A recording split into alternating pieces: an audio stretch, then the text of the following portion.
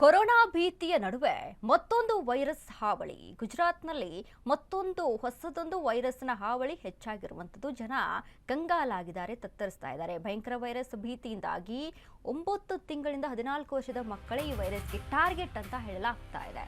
Corona ಭೀತಿ ಆಯಿತು, ಇದೀಗ ಮತ್ತೊಂದು ಹಾವಳಿ ಸ್ಟಾರ್ಟ್ ಆಗಿದೆ. ಗುಜರಾತ್ನಲ್ಲಿ ಹೊಸದೊಂದು ಭಯಂಕರ ವೈರಸ್ನ ಭೀತಿ ಹೆಚ್ಚಾಗಿದೆ. 9 ತಿಂಗಳಿಂದ 14 ವರ್ಷದ ಮಕ್ಕಳೇ ಈ ವೈರಸ್ನ ಟಾರ್ಗೆಟ್ ಆಗಿದೆ.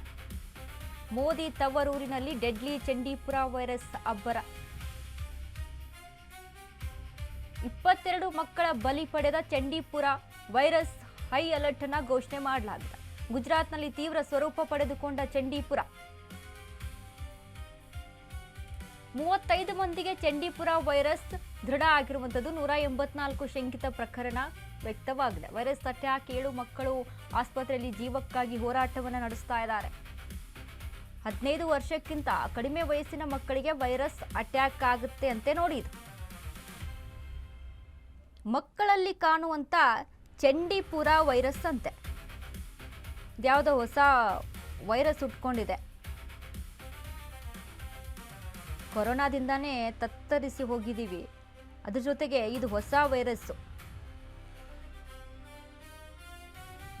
9 ತಿಂಗಳಿಂದ 15 ವರ್ಷದ ಮಕ್ಕಳ ಒಳಗಡೆ ಇದು ಅಟ್ಯಾಕ್ ಮಾಡುತ್ತಂತೆ. ಏನಿದು, ಯಾವ ರೀತಿಯಾಗಿ ಹರಡುತ್ತೆ ಅಂದರೆ 1965ರಲ್ಲಿ ಮಹಾರಾಷ್ಟ್ರದ ಚಂಡೀಪುರದಲ್ಲಿ ಇದನ್ನ ಮೊದಲ ಬಾರಿಗೆ ಪತ್ತೆ ಮಾಡಲಾಗಿತ್ತಂತೆ ಈ ವೈರಸ್ ಅನ್ನ. ಅಂದ್ರೆ ಕೊರೋನಾ ಭೀತಿಯಿಂದ ಈಗಾಗಲೇ ಜನ ಕಂಗಾಲಾಗಿ ಹೋಗಿದ್ದಾರೆ. ಕೊರೋನಾದಿಂದ ಎಷ್ಟು ಒಂದು 2-3 ವರ್ಷ ಅದರ ಒಂದು ಹೊಡೆತವನ್ನ ತಡ್ಕೊಂಡು ಎಷ್ಟೆಲ್ಲ ಆರ್ಥಿಕವಾಗಿ ಆರೋಗ್ಯವನ್ನ ಕಳ್ಕೊಂಡು ನಮ್ಮ ಕುಟುಂಬಸ್ಥರನ್ನೇ ಕಳ್ಕೊಂಡಿದ್ದೀವಿ. ಸೊಳ್ಳೆ ನುಣ ಉಣ್ಣೆಯಿಂದ ಹರಡುವಂತ ಮಾರಕ ವೈರಸ್ ಅಂತ ಇದು. ಜ್ವರ, ವಾಂತಿ ನಿರ್ಲಕ್ಷಿಸಿದ್ರೆ ಮೆದುಳಿನ ಊತದ ಅಪಾಯ ಕೂಡ. ಐಸಿಯು, ಆಮ್ಲಜನಕ, ವೆಂಟಿಲೇಟರ್ ಸಿದ್ಧತೆ ಸರ್ಕಾರ ಸೂಚನೆಯನ್ನ ಕೊಟ್ಟಿದೆ. ದನದ ಕೊಟ್ಟಿಗೆಗಳ ಸುತ್ತ ಸೋಂಕು ನಿವಾರಕ ಸಿಂಪಡಿಸಲು ಆದೇಶವನ್ನ ಕೊಟ್ಟಿದೆ. ಮತ್ತೊಂದೆಡೆ ಡೆಡ್ಲಿ ಚಂಡೀಪುರ ವೈರಸ್ಗೆ ಇನ್ನೂ ಸಿಕ್ಕಿಲ್ಲ ಲಸಿಕೆ. ಮಳೆಗಾಲದಲ್ಲೇ ಮಕ್ಕಳಿಗೆ ಹೆಚ್ಚಾಗಿ ಹರಡುವಂತ ಡೆಡ್ಲಿ ವೈರಸ್ ಇದು. ಗುಜರಾತ್ನಲ್ಲಿ ರಣಮಳೆ, ಭೀಕರ ಪ್ರವಾಹ. ಆದ್ದರಿಂದ ಬೇಗನೆ ಹರಡುತ್ತಿರುವಂತ ಚಂಡೀಪುರ ವೈರಸ್. ಚಂಡೀಪುರ ವೈರಸ್ ಭೀತಿ. ಪೋಷಕರೇ ಎಚ್ಚರವಾಗಿರಿ. ನಿಮ್ಮ ಮಕ್ಕಳ ಬಗ್ಗೆ ಕಾಳಜಿಯನ್ನ ವಹಿಸಿ.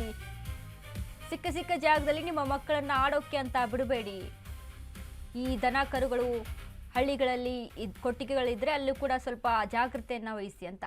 ಇದರ ಲಕ್ಷಣಗಳು ಯಾವ ರೀತಿಯಾಗಿರುತ್ತೆ? ತೀವ್ರ ತಲೆನೋವು, ಮೆದುಳಿನ ಉರಿ ಇರುತ್ತೆ, ಹಠಾತ್ ಜ್ವರ ಬರೋದು, ಮೈಕೈ ನೋವು ಕಾಣಿಸ್ಕೊಳ್ಳುತ್ತೆ, ಇನ್ನು ವಾಂತಿ, ಭೇದಿ, ನಡುಕ ಮತ್ತು ಜ್ಞಾಪಕ ತಪ್ಪೋದು ಈ ರೀತಿಯಾಗಿ ಆಗುತ್ತೆ ನೋಡಿ. ಇದರ ಲಕ್ಷಣಗಳು, ಸಿಂಪ್ಟಮ್ಸ್ ಯಾವ ರೀತಿಯಾಗಿರುತ್ತೆ ಅಂತ ಅಂದರೆ, ಏನೋ ಒಂದು ಚಿಕ್ಕ ಪುಟ್ಟ ಆಗಿದೆ ಅಂದ್ರೂ ಕೂಡ ಬೆಟರ್ ಹೋಗಿ ಹಾಸ್ಪಿಟಲ್ಗೆ ತೋರಿಸ್ಕೊಳ್ಳೋದು. ಯಾಕಂದರೆ ಯಾವುದನ್ನು ಕೂಡ ಕೇರ್ಲೆಸ್ ಮಾಡೋದಿಲ್ಲ ಈಗಿನ ದಿನಮಾನಗಳಲ್ಲಿ. ಆ ರೀತಿಯಾಗಿ ಆಗ್ಬಿಟ್ಟಿದೆ. ಕೊರೋನಾ ಕೂಡ ಹಂಗೆ ಅಲ್ವಾ, ಏನೋ ಒಂದು ನೆಗಡಿ ಅಲ್ವಾ ಹೋಗ್ಬಿಡುತ್ತೆ, ಏನೋ ಒಂದು ಜ್ವರ ಅಲ್ವಾ, ಒಂದು ಯಾವುದೋ ಒಂದು ಮಾತ್ರೆ ತಗೊಂಡ್ಬಿಟ್ರೆ ಹೋಗ್ಬಿಡುತ್ತೆ, ಈ ರೀತಿಯಾಗಿ ಕೇರ್ಲೆಸ್ ಮಾಡಿದ್ರು.